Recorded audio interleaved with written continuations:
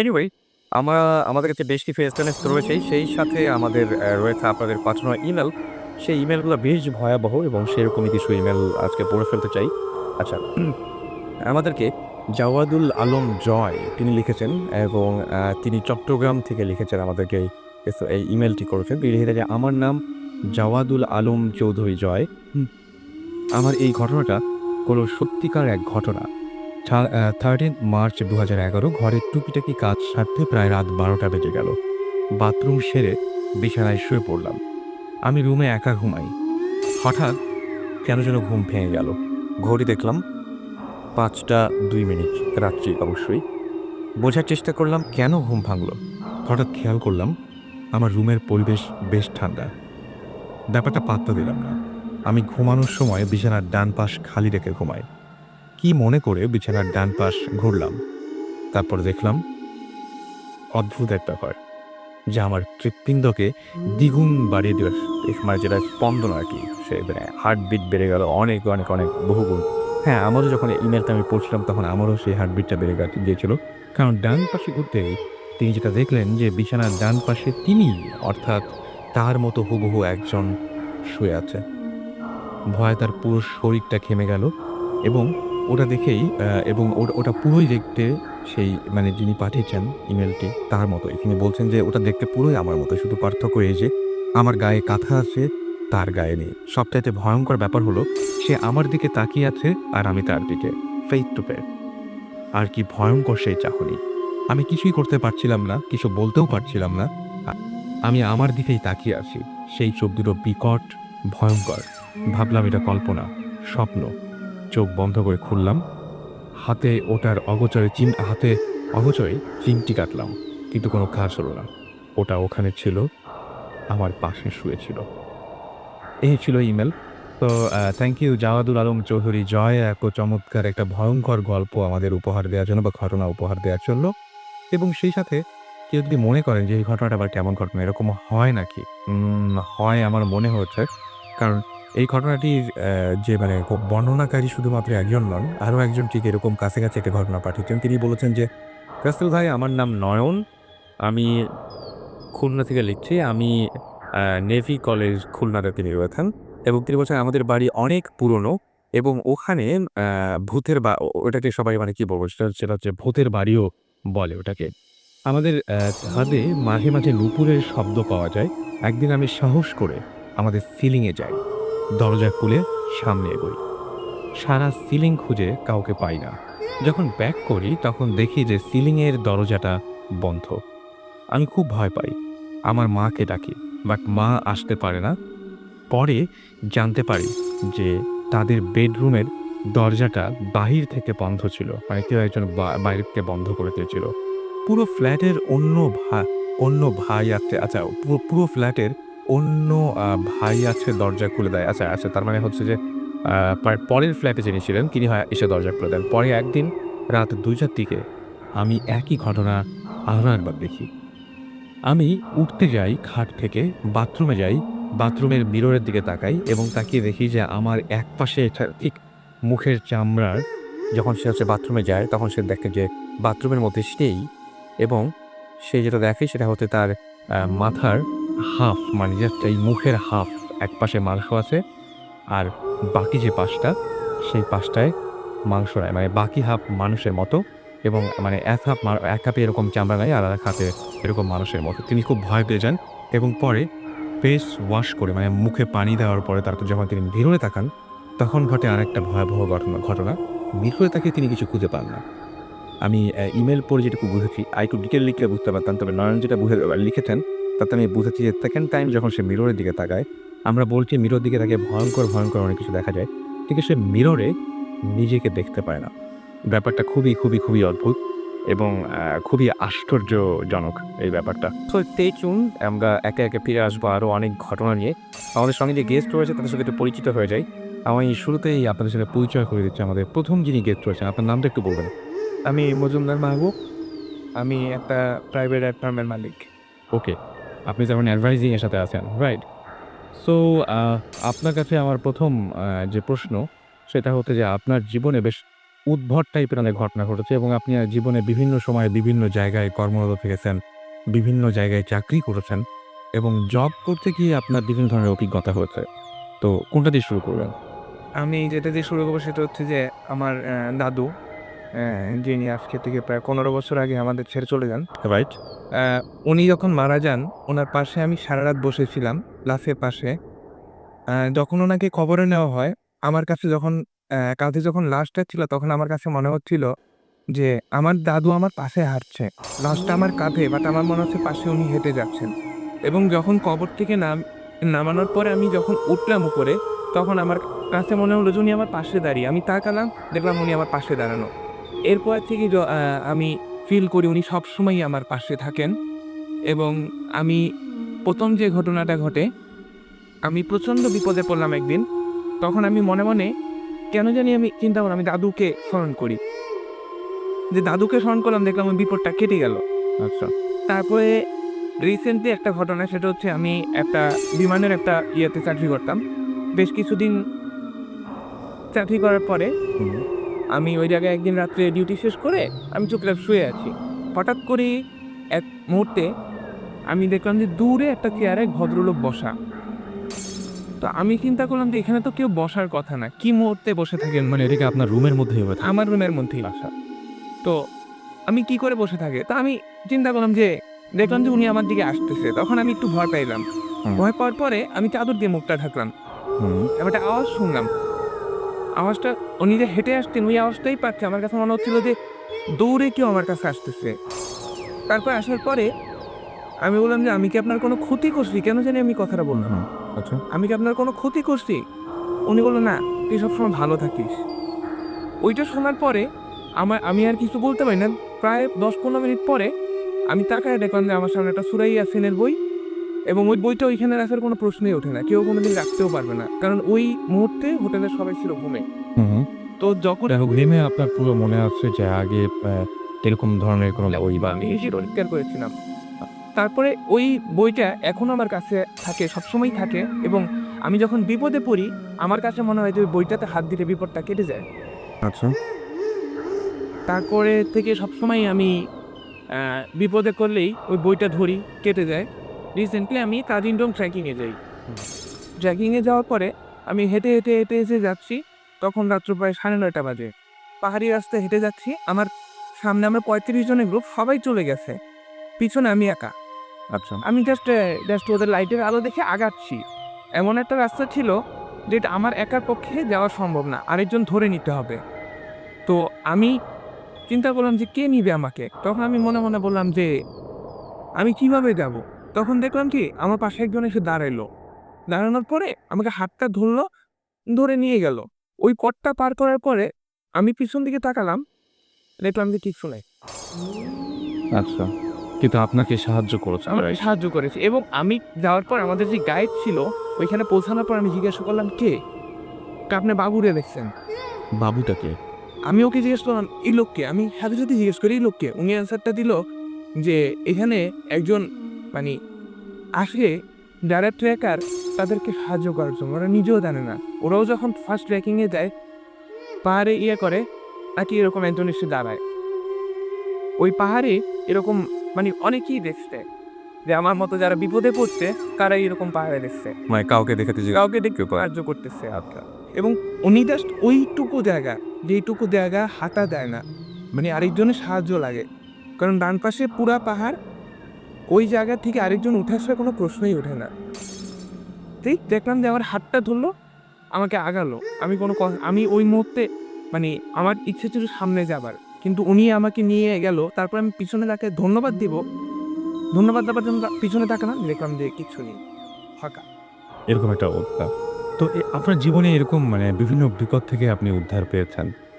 এবং আপনার আপনার কি মনে হয় আসলে আ এই যে উদ্ধার পাচ্ছেন এবং এই যে সূরা ইয়াতিন সেই বইটা মানে সেই সূরাটা আপনি আপনি মানে এই যে আকস্মিকভাবে পেয়ে গেলেন। জীবনে আপনি ইমেইলের মধ্যে লিখেছেন যে আপনার জীবনে বিপদ খুব কম আসে। কেমন করে উতরে যান। তো এরকম ভয়াবহ কোনো বিপদ থেকে আরো মনে পড়ছে যে আপনি উতরে গেছেন। হতেই পারত অনেক বড় বিপদ। বাট হলো না। এরকম? এরকম একটা ঘটনা হচ্ছে যে ঠিক ১ বছর আগে আমি কক্সবাজার যাচ্ছি। হুম, কক্সবাজার যাওয়ার পথে রাত্র 2টা বাজে। বাসে শুধু যাত্রী, আমি আর পিছনে একজন। পুরা বাসটা ফাঁকা, হানিফের বাসটা পুরা ফাঁকা, 2 জন। ইভেন গাইডও ঘুমাচ্ছে। ড্রাইভার দেখলাম যে ড্রাইভারের চোখ বন্ধ, ড্রাইভারও প্রায় ঘুমিয়ে গেছে। আমি পিছনের সিট থেকে বসে আমি দেখতেছি ড্রাইভার কেন জানি ঘুমাচ্ছে। ড্রাইভারের হাতটাও স্টিয়ারিংয়ে নাই। তো আমি চিন্তা করলাম যে ড্রাইভার স্টিয়ারিং নাই, গাড়ি চলতেছে কিভাবে? তখন আমি আগায় যেয়ে দেখলাম যে একটা ছোট্ট একটা বাচ্চার মতো গাড়ি স্টিয়ারিং ধরে আছে। এটা আমি নিজের চোখে দেখি। আমি নিজের চোখে দেখা একটা ছোট্ট একটা পিচ্চি বাচ্চা গাড়ি স্টিয়ারিং ধরা। আমি জাস্ট ওই মুহূর্তে চোখ বন্ধ করে দোয়া পড়া শুরু করলাম। তখন একটা ব্রেকের আওয়াজ পেলাম, গাড়িটা থেমে গেল। আচ্ছা। আমি আগায় দেখলাম যে ড্রাইভার চোখ মুখে পানি দিচ্ছে। ওকে। তো আপনি এর আগে বিভিন্ন মানে আপনার কাজের কারণেই জবের কারণে আপনি সিলেট আসছিলেন জি। এবং সিলেটেও আপনার কিছু ঘটনা আছে। সেরকম কিছু ঘটনা আমাদের আজকে একটু শোনাতে হবে। সিলেটের ঘটনা হচ্ছে, সিলেটে যখন আমি বেশ কিছুদিন আমার চাকরি করার সৌভাগ্য হয় টি গার্ডেনে। সিলেটের ঘটনাটা হচ্ছে শুরুটা এইভাবে যে আমি আসলে সিলেটে চাকরি করতে যেতে চাইনি। জোর করেই এক কথায় যেতে হয় বাবা মার কারণেই। তো যখন গেলাম তখন মনের ভিতরে একটা খুঁতখুঁত কাজ করছিল, কেন যাচ্ছি কেন যাচ্ছি? যাওয়ার পর থেকে আমি কেন জানি আমার ভিতরে একটা অন্যরকম কাজ করতো। যে একদিন রাত্রেবেলা আমি যে বিছানায় শুই আমার খালার বাসায়, তো বিছানার পাশে দিয়ে একটা গাছ আছে, ও গাছটা নড়তে দেখলাম। নড়ার পরে আমি একটু ভয় পেলাম যে গাছটা নড়ে কেন? তো আমি জানলাটা দিয়ে আমি উপরের দিকে তাকালাম, দেখলাম যে কোনো একটা আলো পড়তেছে ওইখানে। তো আমি উপরের দিকে তাকালাম যে এখানে আলো তো আসার কথা না, কারণ আমি সারাদিন ওইদিকে থাকি, আলো আসবে কোত্থেকে? দেখলাম যে একটা আলো এসে ঠিক ওই জায়গাটায় পড়লো এবং একটা কাগজ পড়লো। আচ্ছা। ওই কাগজটাতে কিছু লেখা নেই, সাদা একটা কাগজ। বাট ওই জায়গাটা যেই জায়গাটায় পড়লো ওই জায়গায় একটা লেখা হলো। আচ্ছা। লেখাটা কি আমি বলবো না, যে জাস্ট লেখাটা এরকমই ছিল যে এখানে থাকা ঠিক না কারো, আচ্ছা। এখানে কেউ একজন মারা যাবে, এই এলাকাটা ছাড়ো। হুম। তো আমি ঠিক ওই মুহূর্তে আমি কিছু বললাম না, আমি চুপচাপ কয়েকদিন পরেই ওই বাসায় এক সিনিয়র মুরব্বী ছিলেন, 3-4 দিন পরেই ওই সিনিয়র মুরব্বী মারা গেলেন। আচ্ছা, এটা তার মানে আপনি বলছেন যে আপনি আগে থেকে ইনফর্ম হয়েছিলেন সামহাউ যে এরকম। পরিবারটা মারা যাবে। আচ্ছা। তো হ্যাঁ, তারপরে শেষ করুন। তারপরে আমি যখন খালার কাছে বললাম যে এটা আমি দেখছি, খালা বলল তুমি ওই রুমে থাকবা না, হুম। তুমি ওই রুমটা চেঞ্জ করো। আচ্ছা। তারপর আমি ওই রুমটা চেঞ্জ করে আরেক রুমে আসলাম। হুম। তবুও জানি রাত্রেবেলা আমি জানলা দিয়ে তাকালে একটা আলো দেখি। আমি চিন্তা করি যে কিসের আলো? আমি খালাকে বললাম যে, "খালা আমি এরকম আলো দেখি।" বলছে, "তুমি জানলা লাগায় ঘুমাবা।" আচ্ছা। তা আমার মধ্যে কাজ করতেছিল যে আমি জানলার ফুটা দিয়ে আমি তাকাইলাম যদি এই আলোটা পড়ে নাকি। তারপরে আমি একদিন টি গার্ডেনে জবের জন্য গেলাম। যাওয়ার পরে টি গার্ডেনে অ্যাসিস্ট্যান্ট ম্যানেজার হিসেবে কিছুদিন ছিলাম।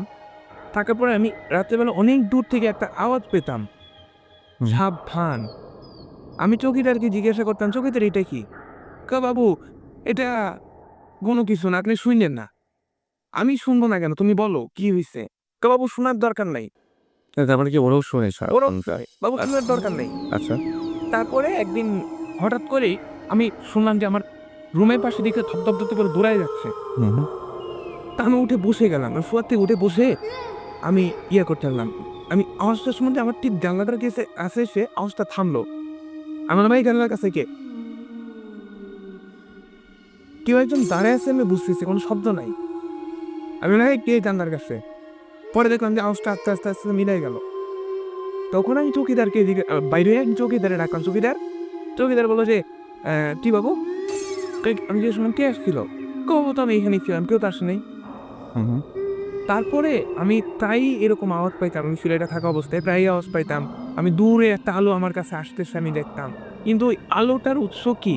কারণ আমরা অ্যাসিস্ট্যান্ট ম্যানেজাররা কখনোই আমরা রাত্রে বের হতাম না। কারণ আমাদের ম্যানেজারের বাংলোটা ছিল অনেক দূরে। ওইখান থেকে কোনো মেসেজ আসার সম্ভাবনা নেই। আর আমাদের মেইনলি মেসেজ আসতো ওয়্যারলেসেতে। তো আমরা কোনো মেসেজও আমি মাঝে সাথে মনে করতাম যে জরুরি কোনো মেসেজ আছে, আমাকে ফ্যাক্টরিতে যেতে হবে, কল করবেন। আমি প্রায়ই মনে করতাম। কিন্তু দেখতাম যে আলোটা অর্ধেক জায়গায় এসে থেমে যায়। আমি একদিন সকালবেলা ওই জায়গাটা আইডেন্টিফাই করলাম যে যাবো আমি। আচ্ছা। যাবার পরে ওই জায়গাটায় দেখলাম যে যে গাছগুলি আছে সব গাছগুলি মরা, যেখানে আপনি আলোটা দেখেন। যেখানে আলোটা এসে থেমে যায় ওই গাছ, ওই জায়গায় গাছ মরা। তো আমি ওইখানে যে ছিল, দায়িত্বে যে ছিল, আমি জিজ্ঞাসা করলাম যে এখানে কি? কবে এই জায়গায় গাছ হয় না কোনো? আমি তো তাহলে এই জায়গায় রও না কেন তোমরা? কবে এই জায়গায় রুইলে তো হবে না। তেলটে বসে বলে এই জায়গায় রুইলে তো হবে না কেন? তেনারা খুশি হন না, তেনারা রাগ করুন। তখন আমি বললাম যে কে তেনারা? কে বাবু আমাকে ক্ষমা করুন, আমি বলতে পারবো না। আচ্ছা, এভাবে এরকম প্রায়ই। আমি কিছুদিন আগে একটা করে শুনেছিলাম যে কেউ একজন বলছিল যে টি গার্ডেনের ছড়ার ভিতর দিয়ে কেউ হেঁটে যায়। এটা আমি নিজ চোখে দেখেছি, কেউ একজন হেঁটে যাচ্ছে। আপনি নিজেও আমি নিজের চোখে দেখেছি যে আমরা রাত্র 12টা-1টা ফ্যাক্টরি থেকে যাচ্ছি, দেখলাম যে কেউ একজন হেঁটে যাচ্ছে, রাস্তা পার হচ্ছে। হুম। আমরা কিন্তু জানি যে এই মুহূর্তে ওই জায়গায় কেউ যাওয়া সম্ভব না। জাস্ট আমরা দেখলাম যে আমরা রাস্তা পার হচ্ছি, আমাদের বাইক যাচ্ছে, তাতে একজন যাচ্ছে সালাম দিল, আমাদের দেখি সালামও দিল। আচ্ছা। আমরা কিছুটা আগায় যাওয়ার পরে তাকালাম, কিছু নেই, ব্ল্যাঙ্ক। কিন্তু একদমই। একদম আমাদের আলান দিয়েছে। আচ্ছা, অনেকে হয়তো জানতে চাইবেন এই যে আপনারা যারা দেখেন এই যে সমস্ত অলৌকিক কিছু যারা দেখেন, আসলে তাদেরকে কেমনভাবে আসে তারা? তারা কি আ আপনি যেরকম দেখেছেন টি গার্ডেনে তো কেমনভাবে দেখেছেন যে সাধারণ আপনার আমার মতো মানুষ এইভাবেই? আমার আপনার মতো মানুষের মতোই। বাট আমি জানি না যে এরা কিভাবে আসে। বাট আমার কাছে মনে হয় যে আমরা যারা বিশ্বাস করি না, না, বিশ্বাস অবিশ্বাসের প্রশ্ন না। মানে আপনি যেটা একদম চোখের সামনে দেখছেন। একদম আমার আপনার মতো একদম মানুষ যে সালামটা দিয়ে দিচ্ছে, ওই যে আমি যে মহিলার কথা বললাম যে সালাম দিচ্ছে, যে সিলেটির ভাষায় জানি বাগানের মালিরা যেরকম বলে সালাম বাবু, ঠিক এভাবেই সালামটা এরকম সাধারণ মানুষের ভয়। তা এরকম হয়েছে কখনো যে সিলেটে আপনি যেখানে ছিলেন যে টি এস্টেটে, সেখানে আপনি রাতের বেলায় দুঃস্বপ্ন দেখতেন বা এরকম কোনো কিছু? আমি কখনোই দুঃস্বপ্ন দেখি না।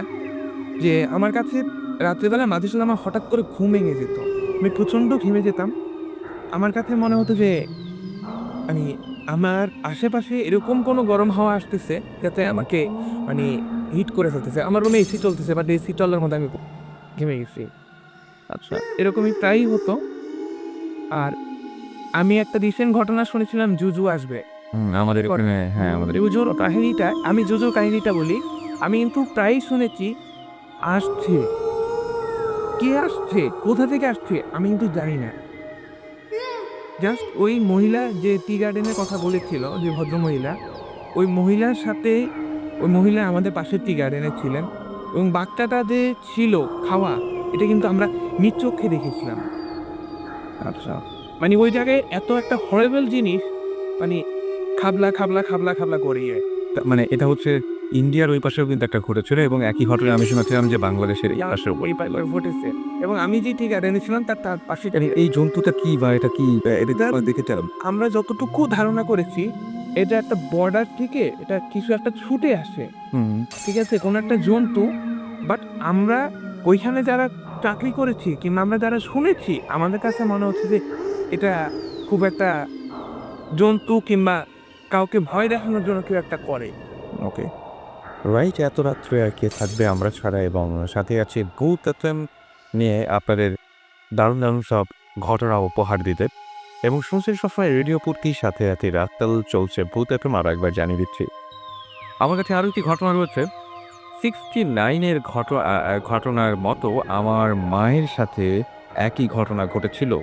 ইট ওয়াজ অ্যাবাউট আচ্ছা 1993 আফটার 2 মান্থ ফ্রম মাই আচ্ছা তিনি তার জন্মানোর ঠিক উনি বোঝাতে চেয়েছেন আসলে তার ১৯৯৩ সালের এই ঘটনাটা, এবং তিনি বলছেন যে আমরা তখন যশোরের জেল কোয়ার্টারে থাকতাম। একদিন এক ফকির আসে আমার মায়ের কাছে ১ গ্লাস পানি চাইল। তো আমার মা আমার বাবাকে বলল যে আ তাকে চালও দিতে। তো মা ১ গ্লাস পানি এবং চাল ওই ফকিরকে দিল। বাট ফকিরটা পানি খেলো অ্যান্ড সে চালটা হাতে নিয়ে ফু দিল এবং বলল যে, "এই চালটা তুই একা খাবি অ্যান্ড কাউকে দিবি না। অ্যান্ড এর স্বাদ সম্পর্কে কেউ কাউকে কোনোদিন কখনো কিছু বলবি না।" এবং আমরা আমরা আচ্ছা আমার আম্মাকে আচ্ছা কি আমি ঠিক বুঝতে পারছি না লেখাটা। আমাকে তুই যশোরের এক মাজারে এবং সেই মাজারের নামটা তিনি ভুলে গেছেন। তিনি বলছেন আচ্ছা সেই মাজারে তিনি থাকেন আরকি এরকম একটা পরিচয় দিয়েছিলেন। তো তার মা যেটা করলেন যে হাতে চাল নিয়ে চিন্তা করতে থাকলেন যে অ্যা আচ্ছা আর কি টেস্ট এর আবার কি টেস্ট হতে পারে? But at the same time পাশের বাসার আন্টিরা এই কথা শুনল অ্যান্ড এটা তারা সেই চালটা মায়ের হাত থেকে নিল অ্যান্ড খেলো। এবং যখন খেলো তখন তার মা নোটিস করলেন যে তখন মায়ের হাতে মাত্র ১ টুকরো চাল পড়া আছে। মা সেই চাল পড়াটা খেলো অ্যান্ড শি ফিলস তিনি যেটা করলেন সেটা হচ্ছে একটা গ্রেট একটা টেস্ট হলো যা সে আগে কখনো পায়নি এবং চালের এরকম স্বাদ থাকতে পারে এটা সে বোঝেওনি কখনো। But a she was late এবং আফটার দ্যাট ডে তার মা এখনো পর্যন্ত একটা মানে একটা রোগা একজন মানুষ এবং অসুস্থ হতে শুরু করেছেন এবং সেই বাবাকেও পরে খুঁজে পাওয়া যায়নি এবং তিনি সেই বাবার কথা অমান্য করেছিলেন এবং চালটা একা খাননি, যার জন্য তার এই দুর্দশা বলে মনে করছেন। এরকম অনেক অদ্ভুত ধরনের ঘটনাও থাকে। তো এরকম টাইপের যেকোনো ঘটনা আপনারা ইচ্ছা করলে আমাদের কাছে এসএমএস করে পাঠাতে পারেন। আর এসএমএস করার নিয়মটি হচ্ছে শাউট লিখবেন SHOUT শাউট, স্পেস দিয়ে আপনার নাম, স্পেস দিয়ে আপনার মেসেজ আর পাঠিয়ে দেবেন 9840 নাম্বারে।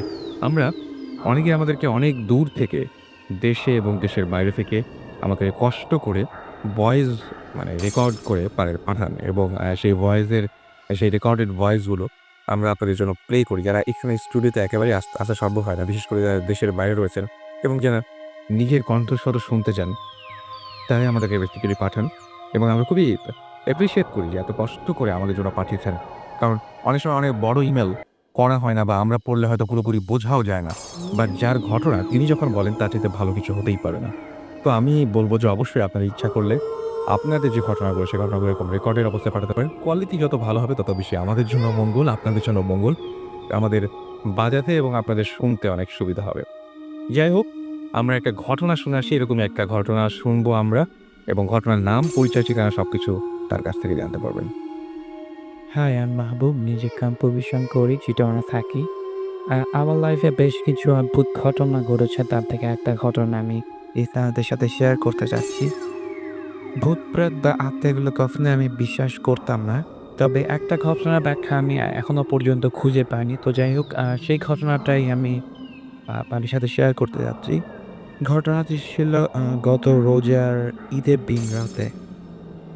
আমার বাসাটার লোকেশনটা বলি। আমার বাসাটা ছিল চিটাগং রেলওয়ে স্টেশনের খুব কাছে। আ যদিও সরাসরি ট্রেনে আমার গ্রামের বাড়িতে যাওয়া যেত না। ১ম এ ট্রেনে তারপর বাসে যেতে হতো। তো আড্ডা দিতে হঠাৎ করে ফ্রেন্ডদের সাথে খুব গ্রামে যেতে ইচ্ছা করছিল। তো ফ্রেন্ডদের থেকে বিদায় নিয়ে আমি বাসায় না জানিয়ে ট্রেনে উঠে পড়ি। তো ট্রেন ছাড়লো রাত ৮ টায়। কিন্তু মানে ফেনী স্টেশনে পৌঁছতে তখন রাত ১১টা বেজে গেল। কিন্তু সেই সময় কোনো বাস পেলাম না এবং অনেকক্ষণ অপেক্ষার পর একটা বাস পেলাম এবং গ্রামে পৌঁছতে তখন একটু রাত্রে ১:৩০ বাজে। বাজারটা অনেকটা ফাঁকা ছিল। আর যাওয়ার সময় কোনো রিক্সা পেলাম না। গ্রামে খুব একটা না এলেও মোটামুটি পথটা চেনা ছিল। তো আমি হাঁটা শুরু করলাম এবং বাদে ২-১ জন লোক ছাড়া আর খুব একটা লোক চোখে পড়ল না। তো তাদের একজন আমাকে আ ডেকে বলল যে, "গ্রামে এত রাতে কোথায় যাচ্ছি?" এসব জিজ্ঞেস করল। তো আমি বললাম, "আমি আমার এক ফ্যামিলি মেম্বারসদের কাজিনের বাড়িতে যাচ্ছি।" তো তারা আমাকে রাতে যেতে নিষেধ করলেন। বললেন যে, "রাতে যাওয়াটা ঠিক হবে না।" তো তারা আমাকে কোনো ব্যাপারটা খুলে বলল না। তো আমি হাঁটতে শুরু করি। এমনিতে মোটামুটি সাহসী হলেও নির্জন রাস্তায় নিজেকে অনেকটা অপয়া মনে হচ্ছিল। আ তো বাড়িতে যে ফোন করব তারও কোনো উপায় ছিল না। কারণ মোবাইলে চার্জ ছিল না। তো হঠাৎ করে একটা পুলিশের গাড়ি আসতে দেখে কেমন যেন ভয় লাগলো। তো আমি মসজিদের দেওয়ালে লুকিয়ে পড়লাম এবং ভিতরে বারান্দায় গিয়ে বসলাম। তো হঠাৎ করে পাশে চোখে পড়লো আমার, দেখলাম যে একটা লোক সেখানে বসে আছে। তো তাকে দেখে আমি অনেকটা হতচকিয়ে উঠলাম। কারণ এত রাতে আমি নিজেই এমনিতে আসলাম, কিন্তু এবং আরেকটা মানুষ সেখানে বসে আছে। তো ব্যাপারটা আমার কাছে কিছুটা অড লেগেছিল। তারপরও তার সাথে পরিচিত হওয়ার পর ব্যাপারটা ভয়টা তখন সেই মুহূর্তের জন্য কেটে গিয়েছিল। তো লোকটার সাথে আমার কথা শুরু হলো। তিনি জানালেন তার নাম লোকমান এবং তিনি এই গ্রামেই থাকেন। তবে গ্রামের লোকদের সাথে তার বিভিন্ন শত্রুতা এবং বিভিন্ন সমস্যার কথা তিনি আমাকে বলতে লাগলেন এবং বিভিন্ন ধরনের উপদেশ তিনি আমাকে দিচ্ছিলেন এবং তার আগে তার বর্ণনাটা দেই।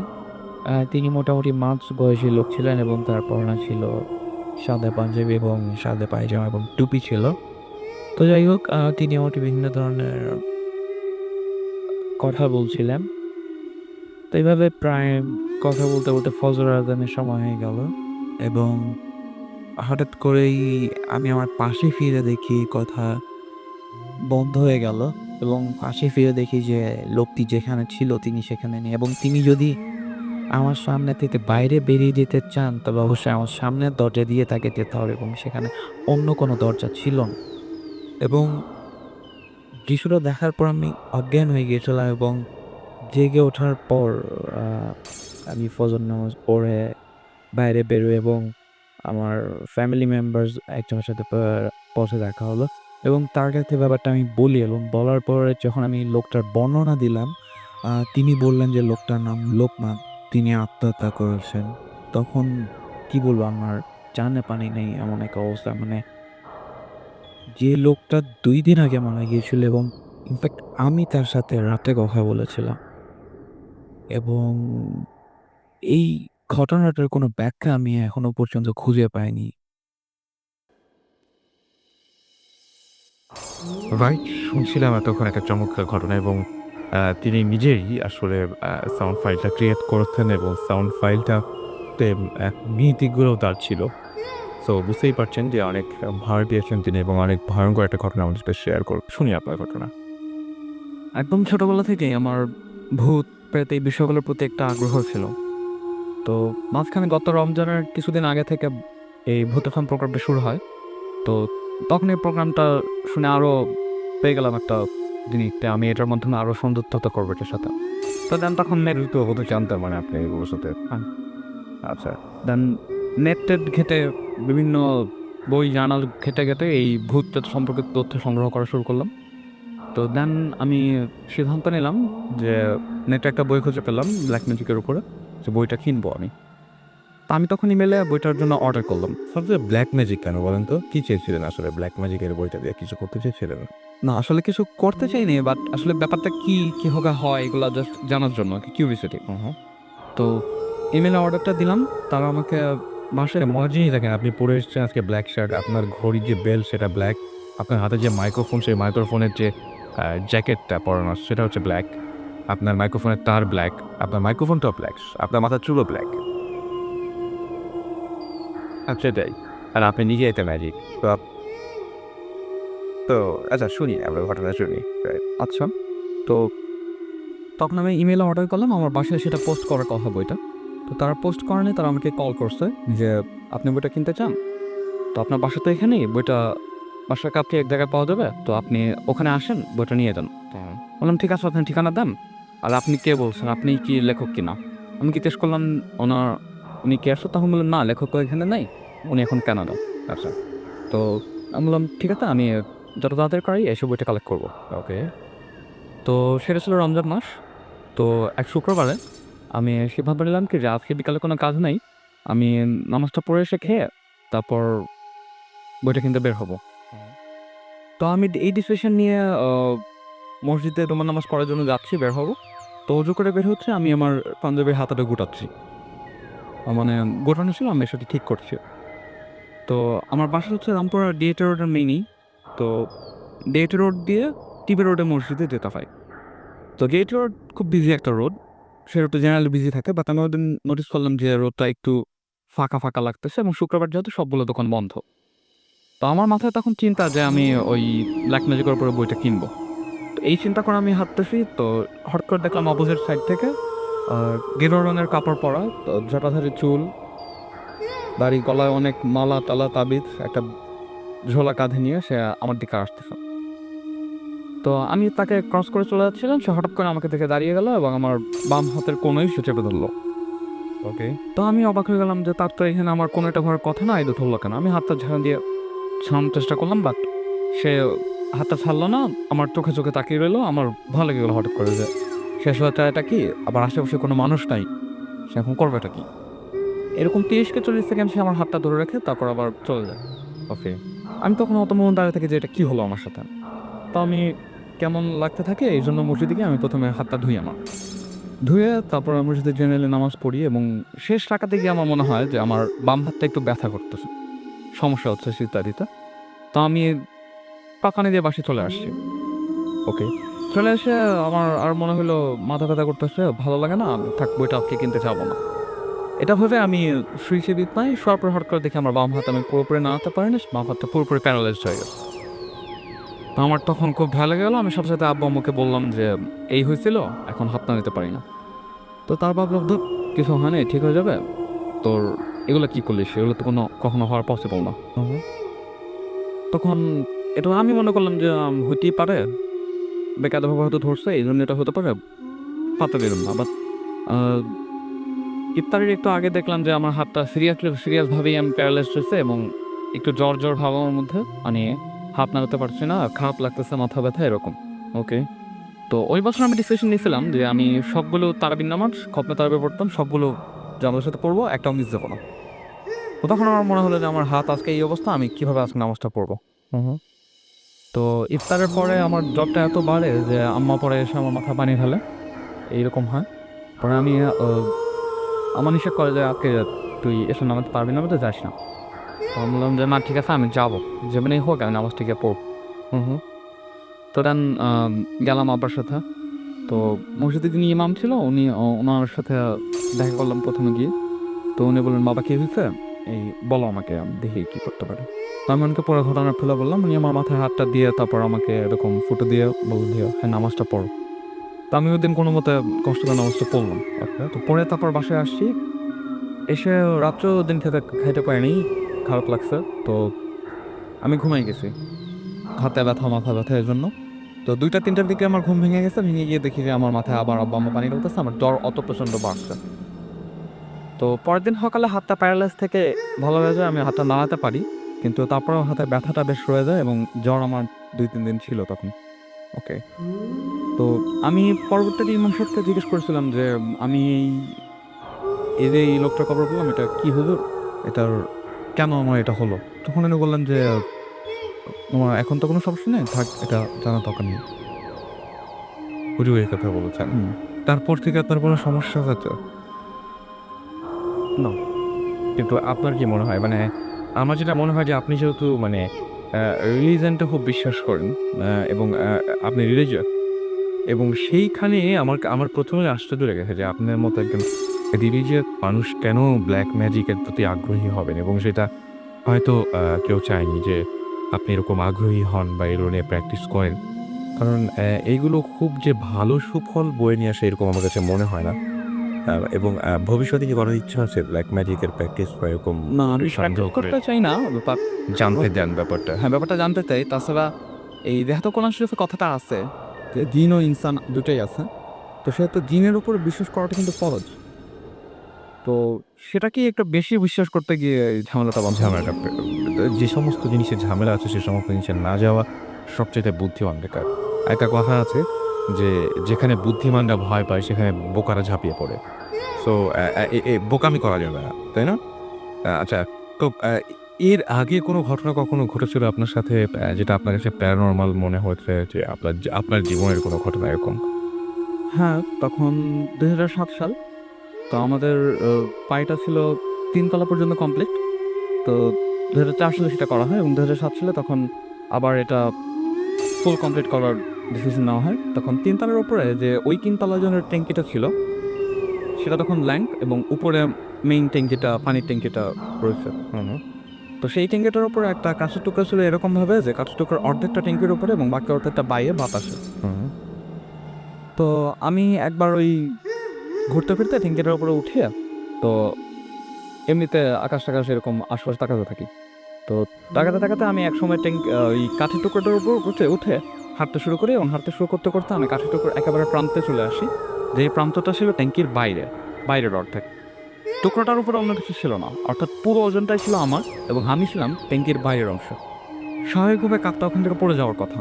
ওকে। বাট আমার কাছে মনে হলো আমি ব্যাপারটা যখন নোটিস করলাম যে আমি এক্ষুনি পড়ে যাব, তখনই মনে হলো যে একটা নীল রঙের আলো কোথা থেকে ঝলকানি দিল এবং তারপর আমি দেখলাম যে আমি ট্যাঙ্কির নিচে। আমি পুরোপুরি কাঠি টুকটাকটা হয়েছে। কোথাও ব্যথা পেয়েছিলেন? না, আমি কোথাও ব্যথা পাইনি। জাস্ট নেমে চলে আসছে মুহূর্তের মধ্যে হয়েছে। এই মুহূর্তের মধ্যে আমি জাস্ট দেখি যে আমি নিচে। আগে ওখানে ছিলাম, আমি নিচে। ওকে। বাট সেদিন তো আপনার বাঁচার কোনো কারণ ছিল না। একেবারেই কোনো কারণ ছিল না, বাদ দিয়ে বেঁচে গেছেন। আচ্ছা, রাফিজ আমাদের এসএমএস করে বলেছেন যে আপনাদের সাথে আমার কোনো শত্রুতা আছে যে আমার এসএমএস পড়েন না। এইটা তো আমার চাইতে ভাই আপনি ভালো জানবেন। কারণ আপনার এসএমএস যেহেতু পড়িনি, সুতরাং আপনার সাথে কোনো শত্রুতা করার আমার কোনো সুযোগ নেই। এবং আপনিও নিশ্চয়ই কোনো শত্রুতা করেননি। তো এসএমএসটা যে কেন পড়া হচ্ছে একটা বিশাল মানে একটা ভেজালের ব্যাপার আসলে। ফাহিম লিখেছেন যে ভূত এফএম শুরু হওয়ার পর থেকে আমি কন্টিনিউয়াসলি প্রতি এপিসোডে এই এসএমএসটা পাঠাচ্ছি, বাট একদিনও পড়া হয়নি। আর কি পড়া হবে না? আপনার এসএমএসটি পাঠ করা হলো। আপনি অনুগ্রহ করে পরবর্তী এসএমএস পাঠান। আমার মনে হয় আপনি খুশি হতেন। ব্লারি ডেভিল আমাদের এসএমএস করেছেন এবং তিনি বলেন তার নেইবারের বাসায় অনেক রাতে ফার্নিচার সরানোর সাউন্ড পাওয়া যায়। এটা আমারও হয় ইনফ্যাক্ট।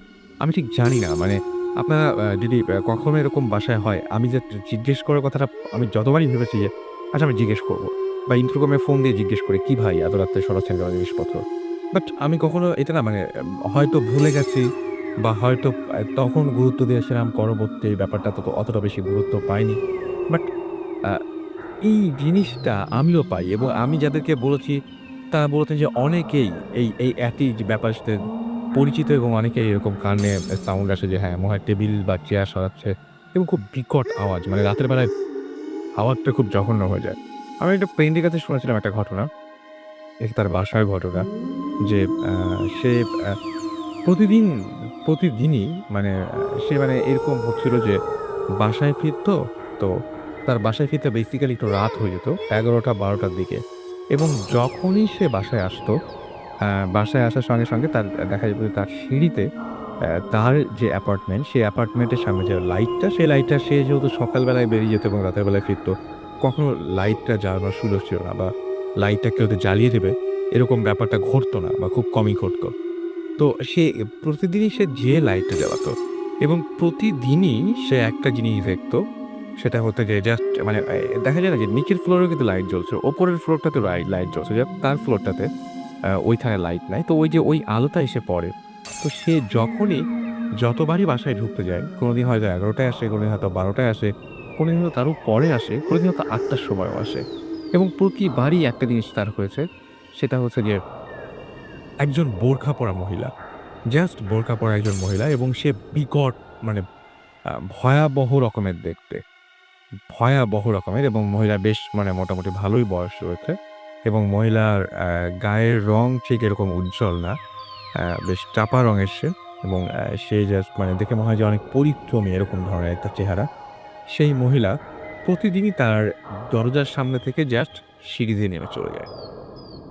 একদম প্রতিটা দিন দেখা যায় যে তার দরজার সামনে দিয়ে সিঁড়ি দিয়ে মানে ঠিক প্রতিদিন তাদের দেখা হয় তার অ্যাপার্টমেন্টের সামনে এবং সে মানে এই গত ২ দিন আগেও সে জানতো না আসলে যে এই মহিলা কে? তার যখন মানে প্রতিদিনই যখন দেখা হচ্ছিল তখন তার সন্দেহ বাড়তে থাকে যে এই মহিলা কে বা ইনি কি আসলে আমাদের কোনো অ্যাপার্টমেন্টে বা কোনো ফ্ল্যাটে থাকেন? বা আমাদের পরিচিত কেউ কাছে আশেপাশে কোথাও থাকেন নাকি একেবারেই মানে অন্য কিছু? এটা জেনেই সে মহিলাকে দেখার সঙ্গে, সঙ্গে সে ইন্টারকমটা নেয় এবং ইন্টারকমটা নিয়ে বলে যে আচ্ছা কোনো মহিলা এরকম কোনো মহিলাকে ঢুকেছে? দারোয়ানকে জিজ্ঞেস করে। বাসায় যে সিকিউরিটি গার্ড সে বলে যে না এরকম কেউ ঢোকেনি এবং প্রায় অনেকক্ষণ পরে মানে জাস্ট মানে তখন একবার বলেছিল যে দেখেন কেউ নামে কি? অনেকক্ষণ পরে ফোন করে আবারও জানতে চায়, "কেউ কি বেরিয়েছে বাসা থেকে?"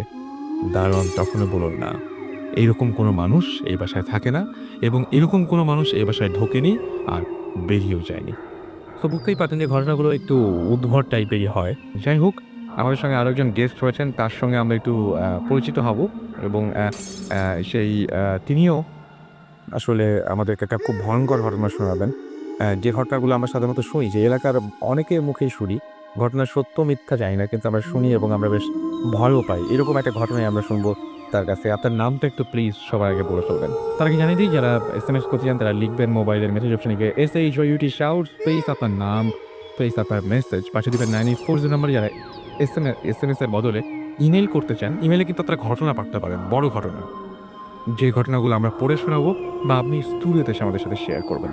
তো ইমেল করার অ্যাড্রেসটি হচ্ছে ভূত FM BHTTFM ভূত FM @radiofurti.fm। আচ্ছা, এবার চলে যাই আপনার কাছে। কি ঘটনা? আপনার তার আগে নাম পরিচয় সব জানি। আমি মোহাম্মদ আফতারুল আলম তেজগাঁও থেকে। আমি এবছর এসএসসি পরীক্ষা দিয়েছি। ওকে, ভয় পাচ্ছেন? হুম। সামান্য। ওকে, তো আপনি একটা ঘটনা বলছেন, এইটা যে ঘটনাটা বলবেন সেটা কোন এলাকার ঘটনা? সেটা আমার নানুর বাড়ির ঘটনা, চট্টগ্রামে। আচ্ছা। এটা আমার এক বন্ধুর মুখে শোনা। ওর নাম টিপু। ঘটনাটা হচ্ছে একটা পুকুরকে নিয়ে। আহ, অনেক আগের ঘটনা। একদিন এক গেলে রাত্রিবেলায় পুকুরে গিয়ে মানে ওই পুকুরটাতে একটা তেলে ওটাতে গিয়ে তিনি মাছ ধরার জন্য জাল ফেলে। এরপর জাল ফেলার পর আস্তে আস্তে জালটা ডুবতে শুরু করলো। পানিতে পড়ে নিচের দিকে যেতে শুরু করলো, যেটা হয় আর কি সাঁতার হ্যাঁ, কাটতে। কিন্তু যেহেতু তার ভিড়তে থাকার কথা জালটা, কিন্তু তিনি দেখলেন যে জালটি তার হাত ছেড়ে আরো দ্রুত নামতে শুরু করছে। এই সময় তিনি মানে তার মানে কি আপনি বলতে চাচ্ছেন জালটা তাকে হঠাৎ করে ভারী মনে হলো, ভাই মনে নাকি এরকম মনে হচ্ছিল যে নিচ থেকে ওটা প্রিয় টানতে এরকম মনে করছিলেন। এরপরে তিনিও জোরে টানতে শুরু করলেন, কিন্তু তিনি কিছুক্ষণ ধরে রাখতে পারলেন না। হঠাৎ করে দিতে পারলেন না? পানিতে আমি মানে যারা শুনছেন তাদেরকে একটু বলি, উনি প্রচন্ড ভয় পাচ্ছে, তো আমি একটু হেল্প করছি তাকে। তো আপনি যেটা বলতে চাচ্ছেন যে তাদের মানে মনে হচ্ছে নিচ থেকে কেউ টানছে এবং মানে সে সেই শক্তির সাথে পেরে উঠছে না। এক পর্যায়ে জালটি ডুবে গেল পানিতে। এরপর জালটি নেওয়ার জন্য তিনিও পানিতে ঝাঁপ দিলেন। তো ঝাঁপ দেওয়ার পর তিনি পুকুরের সাঁতরে গভীরে চলে গেলেন। এরপরে এক পর্যায়ে তিনি ফিল করলেন যে তাকে একজন টানছে ভিতর থেকে, পুকুরের ভিতর থেকে। এরপরে তিনি তিনি তিনি ওই শক্তিটার সাথে পেরে উঠতে পারলেন না। তাকে আরও জোরে টানতে শুরু করলেন এবং এক পর্যায়ে তিনি অজ্ঞান হয়ে গেলেন। তো অজ্ঞান হওয়ার কিছুক্ষণ পর যখন তিনি জ্ঞান ফিরে পেলেন, তখন তিনি দেখলেন যে তিনি একটি গুহার ভিতরে। তো গুহার ভিতরে তিনি একা। কিছুক্ষণ অপেক্ষা করার পর দেখলেন যে একজন বৃদ্ধ লোক তার সামনে আসছে। এরপর সামনে এসে বলছে, ভয় পেও না, তোমার কিছু হবে না, তুমি আজকে যা দেখেছো এটি তুমি কাউকে বলো না। বিনিময়ে তোমাকে আমি এই তিনি তাকে অনেক স্বর্ণালঙ্কার বিভিন্ন মূল্যবান জিনিস দিলেন এবং বললেন যে কাউকে না বলতে। এরপর তিনি যেহেতু সাপটি আবার পুকুর থেকে বের হয়ে এলেন এবং বাড়িতে চলে যান। এরপরের দিন তিনি না, তার মানে হচ্ছে যে যখন বৃদ্ধ তাকে বলল যে মানে পুরো ব্যাপারটা বলল যে এরকম ঘটনা, মানে যে একটা কাউকে না বলতে, তারপরে তিনি কি করলেন? মানে হঠাৎ করে দেখলেন যে আবার তিনি উপরে চলে এসেছেন, নাকি ওখানেই তিনি সেন্স ফিরে পেয়েছিলেন? খাবার খান ফেললেন এবং তিনি ফিরে পাওয়ার পর তিনি দেখলেন যে তিনি পুকুরের উপর। আচ্ছা। এরপর তিনি বাড়িতে চলে গেলেন এবং পরের দিন এক্সাইটমেন্টের কারণে তিনি সবার কাছে এই ঘটনাটি খুলে বললেন। এরপর বলার পর রহস্যজনকভাবে পরের দিন তিনি মৃত্যুবরণ করেন। এই যে আপনার এলাকাবাসী সবাই জানে ঘটনাটা, এবং যে তার মুখ থেকেই এই ঘটনাটা শুনেছে যে এরকম একটা ঘটনা ঘটেছিল। তো এরপর সবাই যখন জানতে পারলো যে এলাকার খুব আতঙ্ক ছিঁড়ে পড়লো। তো একজন খুব প্রতিষ্ঠাবান একজন লোক ছিলেন, তিনি চিন্তা করলেন যে এটার রহস্য উদ্ঘাটন করা জরুরি। এরপর তিনি কী করলেন, একটি পাম্প নিলেন, পাম্প কিনলেন। এরপরে পুকুর থেকে তিনি চিন্তা করলেন যে পানি বের করে ফেলবেন পাম্পের মাধ্যমে। এরপর পাম্পটি লাগিয়ে তিনি ধীরে ধীরে পুকুর থেকে পানি বের করা শুরু করলেন। যখন প্রায় পুকুরের অর্ধেক পানি শেষ হয়ে গেল, হঠাৎ করে এই পাম্পটি ফুটে গেল, বিস্ফোরিত হলো। এরপর সবার মধ্যে তো আরও বেশি আতঙ্ক বিরাজ করলো যে এটি কীভাবে সম্ভব, কারণ হয়তো পুকুরের ভিতরে কোনো এমন অলৌকিক শক্তি ছিল যা এই ঘটনাটি ঘটিয়েছে। তো এরপরে তিনি আবার এই কাজটি করতে চেয়েছিলেন, কিন্তু এলাকাবাসী প্রচণ্ড আতঙ্কিত ছিল। ফলে তারা বললেন যে এরকম কিছু ঘটালে যদি ভিতরে যে শক্তিটা আছে। আচ্ছা, একটা কথা বলি, সেটা হচ্ছে যে উনি যে আপনি যে বললেন যে পানি, মানে পুকুরটা শেষ পর্যন্ত তিনি পানিটা মানে বের করতে পারেননি। তো ব্যাপারটা হচ্ছে ওনার কোনো ক্ষতি হয়নি? না, ওনার কোনো ক্ষতি হয়নি। ওনার কোনো ক্ষতি হয়নি এবং উনি পরবর্তীতে আর আর এটি এটা করেননি। এলাকাবাসীরা বলছিল যে আবার করলে হয়তো এলাকার প্রতি কোনো কুপ্রভাব পড়তে পারে।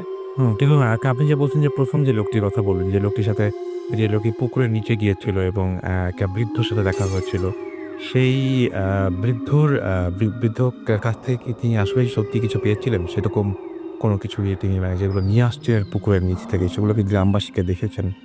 না, শুধু রাত্রে সবাইকে দেখায় নাই, কারণ হয়তো অনেকেই নিয়ে নেওয়ার চেষ্টা করবে। যেহেতু বাসায় গিয়ে খালি হয়তো আত্মীয়দেরকে দেখিয়েছেন, এছাড়া কাউকে দেখেন না। পরবর্তীতে হয়তো তারা মানে তারা সপরিবারে ওই গ্রাম ছেড়ে চলে যায়, কারণ তাকে প্রায় প্রতিহত। ওকে, থ্যাংক ইউ। আচ্ছা, আমাদের সাথে আবারও আমি প্রথম যিনি আমাদের সাথে ঘটনাগুলো শেয়ার করছিলেন তার কাছে ফিরে আসবো। আপনার নামটা আরেকবার বলবেন, যিনি আপনাদেরকে সিলেটের ঘটনা শোনাচ্ছিলেন। আমি মাহবুব। সিলেটে আসলে চাকরি করে যে কত কষ্টের টি গার্ডেনে আমরা যারা চাকরি করেছি আসলে এই ভৌতিক জিনিসটা দেখে আমাদেরকে এক পর্যায়ে আমি কাঁদতে কাঁদতে সিলেট থেকে চলে আসি। ওকে। একদিন রাতের ঘটনা বলি। হুম। আমি রাত্র প্রায় 2টা পর্যন্ত আমাদের ছিল। পরের দিন আমাদের বাইরে একটা চালান যাবে। তো রাত্র 2টা পর্যন্ত আমি ফ্যাক্টরিতে ছিলাম। তো আমি ডিউটি শেষ করে ফ্যাক্টরি থেকে হাঁটতে হাঁটতে আসতেছি। হুম। তো এক পথের মধ্যে আমার ফ্যাক্টরি থেকে আমার বাসার দূরত্ব প্রায় ছিল 2 মাইলের মতো। আচ্ছা। আমি হুন্ডাও নিইনি। আর আমাদের ম্যানেজার যে নিয়ম ছিল যে হেঁটে আসতে হইতো। ডিউটি শেষ করে হেঁটে আসতে হইতো। তো আমি হেঁটে হেঁটে আসতেছি। তো কিছু দূর আসার পরে হুম। আমি শুনলাম যে আমার পিছনে কেউ একজন আসতেছে। ওকে। আমি চিন্তা করলাম যে কোনো চৌকিদার মনে হয় আসতেছে ফ্যাক্টরি থেকে আমারে হেল্প করার জন্য। তা আমি তাকালাম, দেখলাম যে কিচ্ছু নাই।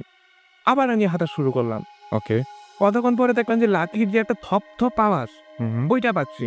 তা আমি চিন্তা করলাম যে কি হইতে পারে। তা আমি পিছন দিকে তাকানোর পরে আমি যা দেখলাম আমি বলতে পারবো না যে একটা বিশাল একটা মানে কি বলবো যে হাতির থেকে উঁচু হুম। যে কিছু একটা আমার পিছনে পুরো ছায়াটা আমি দেখতে পাচ্ছি। জিনিসটা আমি দেখতে পাচ্ছি না, জাস্ট ওটা ছায়াটা দেখতে পাচ্ছি, ছায়াটা পড়ে আছে। ওকে। আমি জাস্ট দ্রুত হাঁটা শুরু করলাম ওই জায়গায়। আমার কাছে মনে হলো যে সেটা দৌড়াচ্ছে।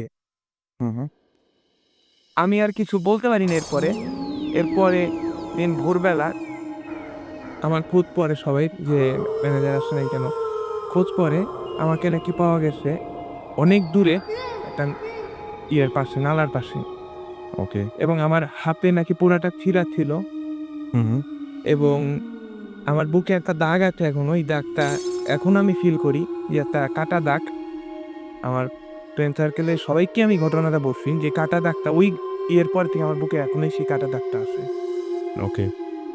তো এরকম মানে ঘটনা অহরহই আমি শুনেছি যে আ এরকম চা বাগানে ঘটে এবং চা বাগানে অনেক ভয়ঙ্কর, ভয়ঙ্কর এক্সপেরিয়েন্স এর সম্মুখীন হয়।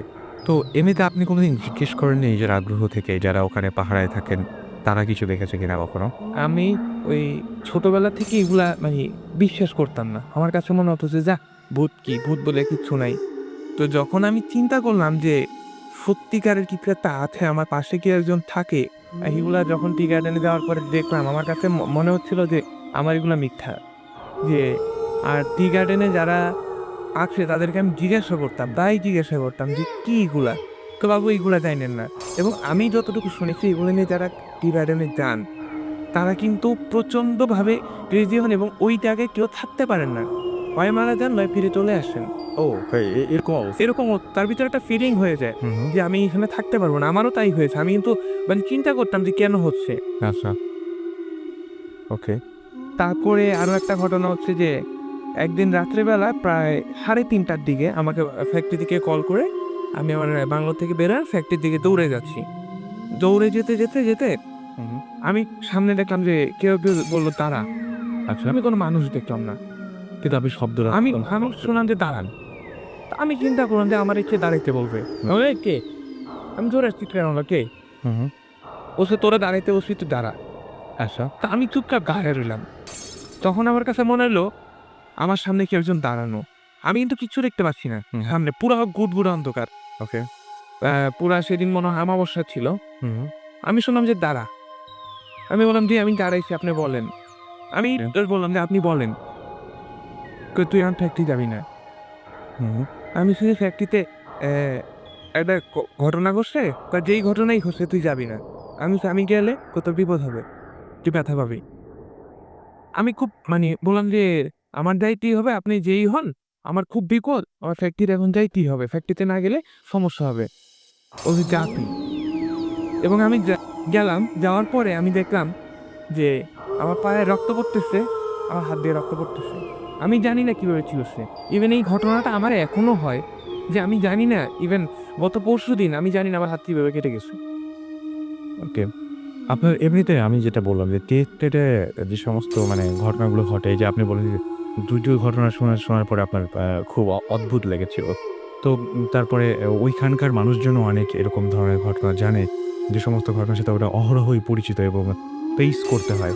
তো সেরকম কোনো ভয়ঙ্কর ঘটনা যেটা চালু আছে ওখানে, এরকম কোনো ঘটনা আপনার জানা আছে বা শুনেছেন? আমি জুজুর কাহিনীটাই বলি।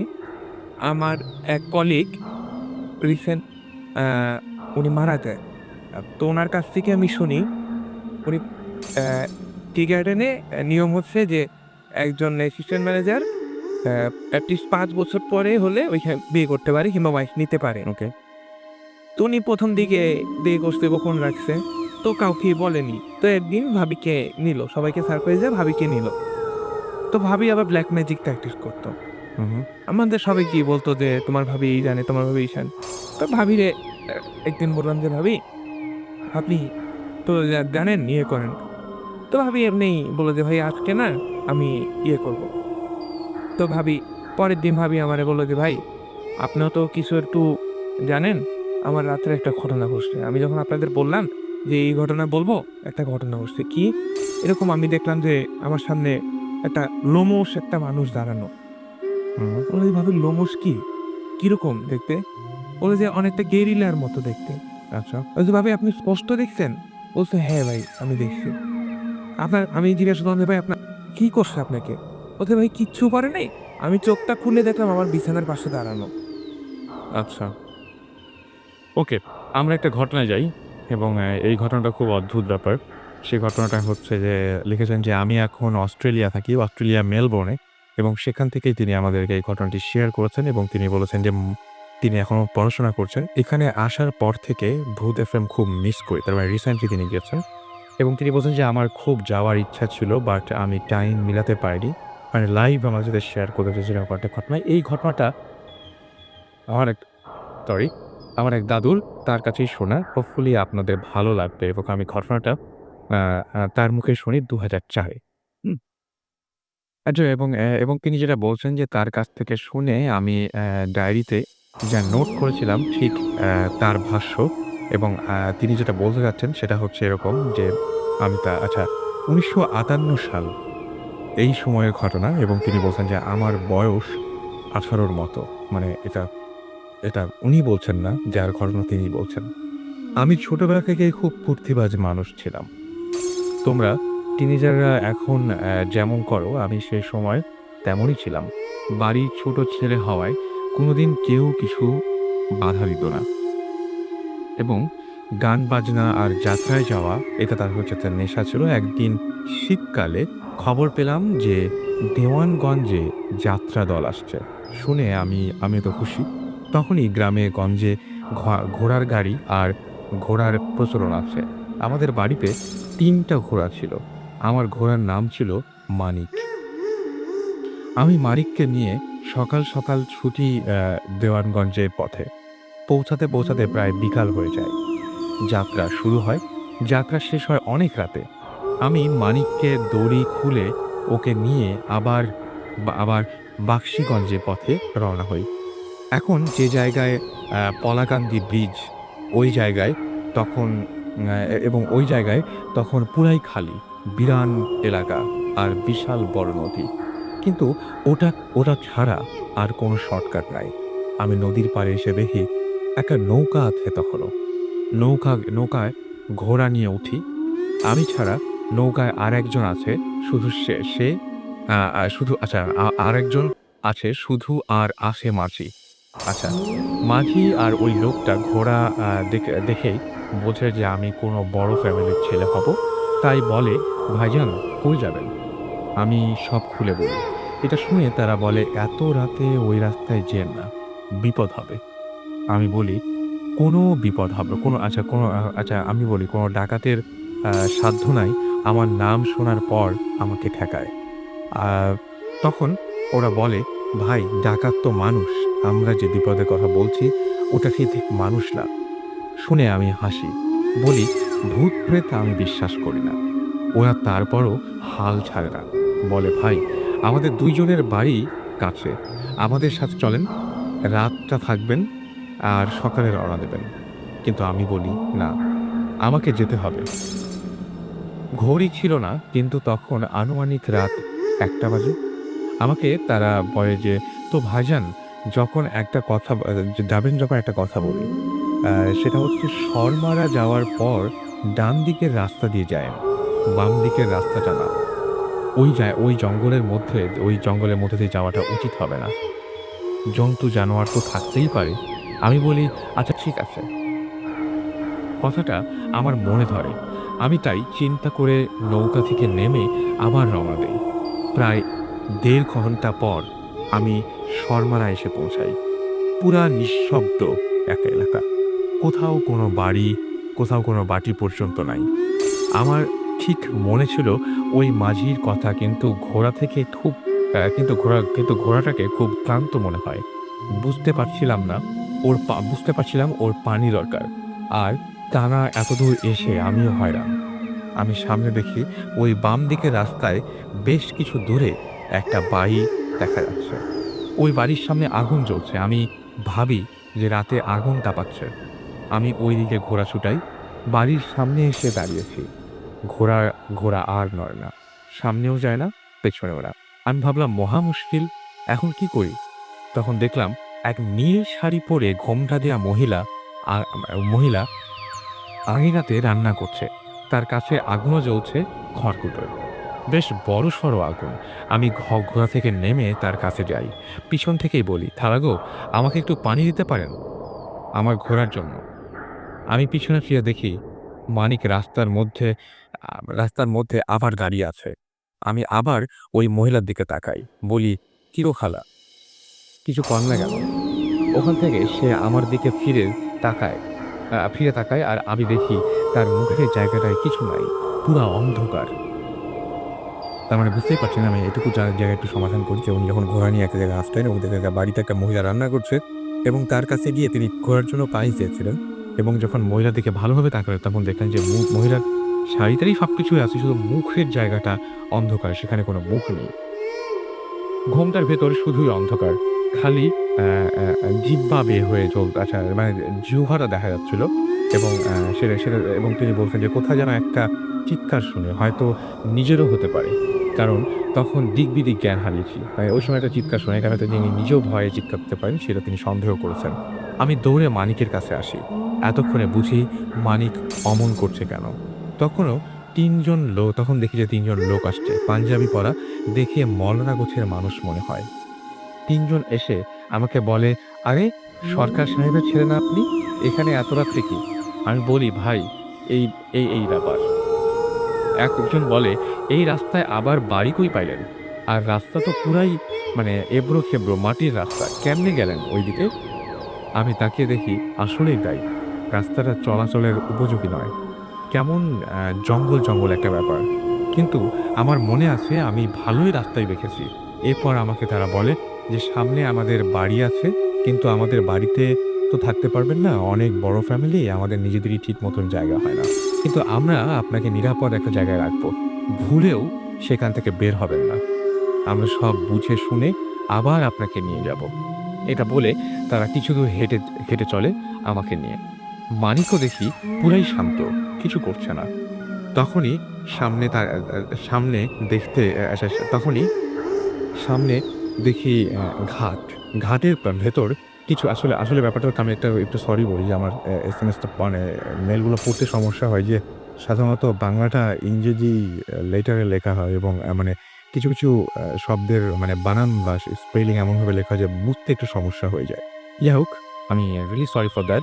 ঘাটের ভেতরে যাই হোক তিনি ঘাট দেখতে পান এবং ঘাটের ভেতরে কিছু গাছপালা, কিন্তু ঠিক বুঝতে পারি না।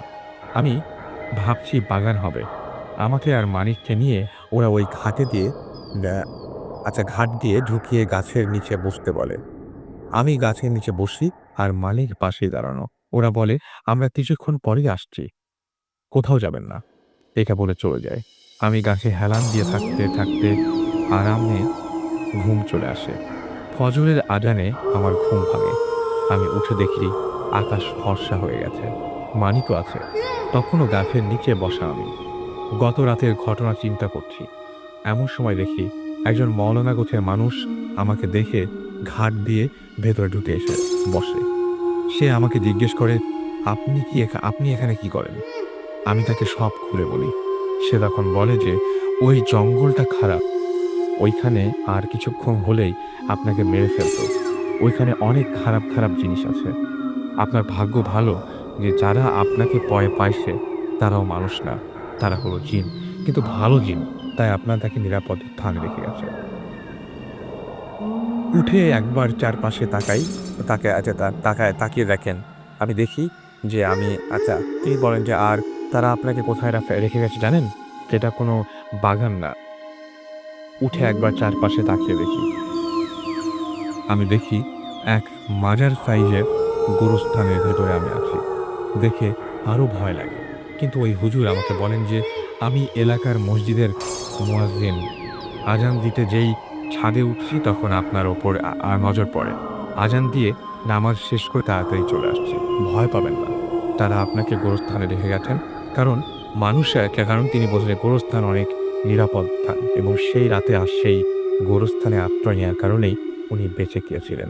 এই ঘটনাটা আমার কাছে বেশ ভয়ংকর লেগেছে। যদিও পড়তে একটু সমস্যা হলো। বাট ঘটনাটা খুবই অদ্ভুত টাইপের একটা ঘটনা। এনিওয়েজ আমাদের যে দ্বিতীয় গেস্ট ছিলেন তার একটা ছোট্ট ঘটনা আছে। সেই ঘটনাটা আমরা শুনবো। ঘটনাটা একটু উইয়ার্ড। একটু আপনার নামটা বলে আবার শুরু করেন। আমি রাফি। তো এই ঘটনাটা আমার এক কাজিনের মুখে শোনা। ওকে। আমি এই গত শীতের আগের শীতে আমার গ্রামের বাড়িতে বেড়াতে যাই। তো আমাদের বাড়িতে মোট ঘর ৯ টা। তো ৮ টা ঘর মূল আর একটা ঘর এক্সট্রা, ওটাকে বাংলা ঘর বলা হয়। তো সেই ঘরে ওই রাতে আমি আর আমার ওই কাজিন শুই এবং তখন কাজিন আমার বলে যে এই ঘরে একটা ঘটনা আছে, তো শুনবে কিনা? আমি বললাম হ্যাঁ বলো, শুনি। তো তখন তিনি ঘটনাটা বললেন যে ঘটনাটা 96-এর। ওকে। তো তখন আমার দাদার মৃত্যুবার্ষিকী, দাদার 40 উপলক্ষে বাড়িতে চাচা-চাচী, কাজিনরা সবাই একত্র হয়েছিলেন। হুম। তো যে কাজিন আমাকে ঘটনাটা বলতেছিলেন তার নাম শ্যামল। আর আমার আরেক কাজিন, তার বয়স ছিল তখন ৯ কি ১০ বছর। আমার আরেকজন কাজিন ছিল, নাম নিপা। তার বয়স তখন ৫-৬ বছর হবে ঘটনার সময়। ওকে। তো ওই ৪০ উপলক্ষে বাড়িতে একত্রিত হয়ে তারা ২ জন, শ্যামল আর নিপা, একদিনে খেলা করতেছে বাড়ির পাশেই। আচ্ছা। তেমন সময় আমার আরেক আত্মীয় এসে শ্যামল ভাইকে ডেকে নিয়ে যায় হুম। যে, "আয়, তোর সাথে একটু কাজ আছে।" ওকে। তো ডেকে নিয়ে যাওয়ার পরে নিপাকে ওই লাস্ট শ্যামলই তখন দেখে এবং তারপর সন্ধ্যার দিকে যখন চাচা এসে সবার কাছে একত্র হয় যখন সবাই, তখন নিপার একটা খোঁজ করে যে নিপা কই? নিপাকে এখনো দেখা যাচ্ছে না। তো সবাই দেখে যে নিপা নাই বাড়িতে। তখন টর্চ হারিকেন নিয়ে তাকে খুঁজতে বের হয় এবং বের হওয়ার পরে তারা যখন খুঁজতেছে তখন আমার দাদি একসময় বাড়ির পাশে টয়লেটটাতে যান। তো টয়লেটটা পুরোটা টিন দিয়ে ঘেরা এবং মাটি থেকে একটু উঁচু এবং নিচ দিয়ে পুকুরটা একটু চোখে পড়ে টয়লেট থেকে। তো আর পুকুরের উপরে ৪-৫টা গাছ ঝুঁকে আছে। ওকে। তো উনি হঠাৎ করে দেখতে পান আমার ওই কাজিনের ওড়নাটা একটা অংশ দেখতে পান। দেখতে পেয়ে উনি দৌড়িয়ে টয়লেট থেকে বের হচ্ছে, চিৎকার করতে থাকেন এবং পুকুরের পাড়ে যান। ওকে। ওই ওড়নাটা পুকুরের উপরের ঝুঁকে থাকা একটা গাছ থেকে ওড়নাটা ঝুলছিল এবং নিপা আপাকে পাওয়া যায় পুকুরের পাড়ে। হুম। আম ওনার অপর গলায় ৪টা আঙুলের দাগ পাওয়া যায় এবং আপা মারা যায়। তো তারপর তো বাড়িতে এমনিতেই তখন খুবই খারাপ সিচুয়েশন। তারপর ওইদিন একজন হুজুরকে ডাকা হয় যে ঘটনাটা যেহেতু প্যারানরমাল, সে কেন প্যারানরমাল মনে হচ্ছে? একজন তো ডেকে নিয়ে গিয়েছিল। সে কে? দেখে নিয়ে গিয়েছিল তো শ্যামল ভাইকে। হুম। সে আমাদের আত্মীয়ই। সে দেখে নিয়ে গিয়েছিল এবং তখন নিপা একলা হয়। হুম। তারপর তাকে আর কেউ লাস্ট দেখেনি। তারপর দেখেছে পুকুরের পাড়ে। হুম। সেটাই। আর প্যারানরমাল মনে হচ্ছে এজন্য যে আপনারা পরে শ্যামলকে জিজ্ঞেস করেছিলেন যে আসলে নিপাশের মানে আমরা জিজ্ঞেস করার পরেই এটা বের হয়েছে যে শ্যামলই লাস্ট ওকে দেখেছে। খেলতেছিল তারা ২ জন। তার বাড়ির পাশেই। আচ্ছা। উইয়ার্ড মনে হচ্ছে এইজন্য যে কাপটার উপরে তো ওড়নাটা পাওয়া গেছে, একটা ওড়না কখনো উপরের দিকে ছুললে সেটা বেশি দূর যাবে না। জিনিসটা ভারী না। তো বেশ উঁচু গাছ এবং শিকার ঝুঁকে আছে, ওখান থেকে ওড়নাটা ঝুলতেছে এবং আ ওই অবস্থায় ওরও ওখানে যাওয়ার কথা না এবং সে সাঁতার জানতো। হুম।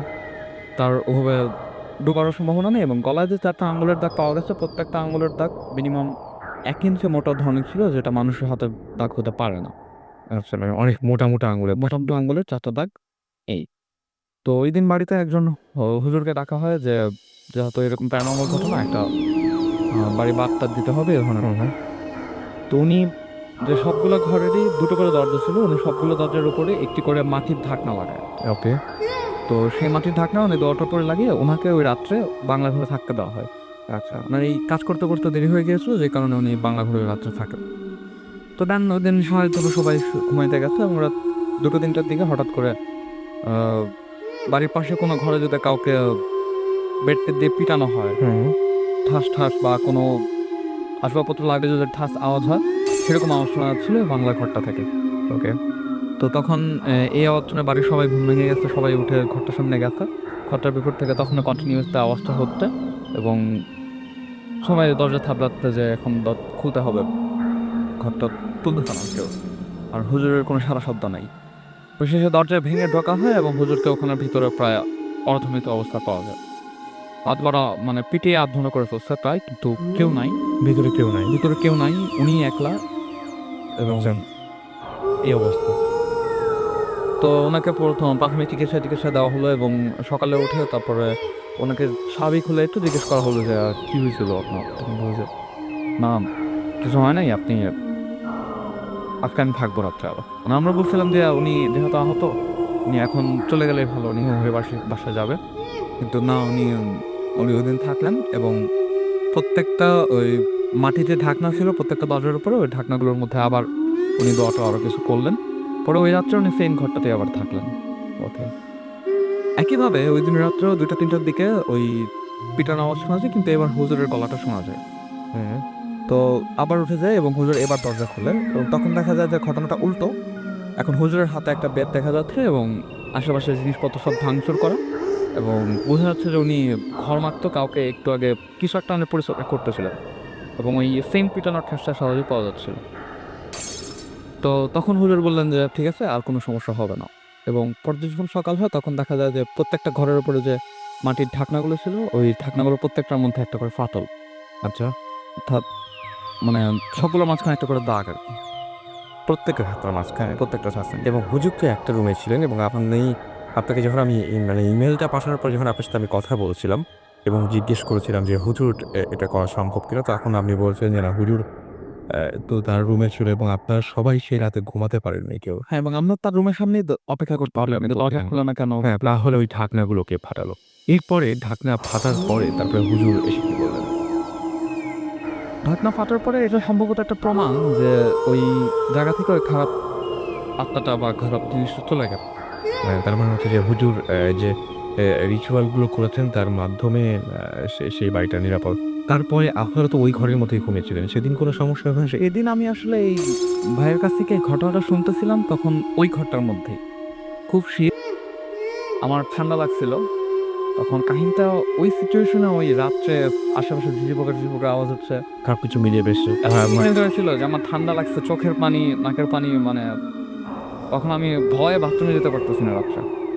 হ্যাঁ, একটু পর ডাকতেছে, ভাবছে এই তোর কি হয়েছে, তুই এমন করছিস?" তো ব্যাপারটা আসলে উইয়ার্ড ছিল। রাইট। তো আগামী সপ্তাহে আবারও কথা হবে। ভালো থাকবেন, সুস্থ থাকবেন।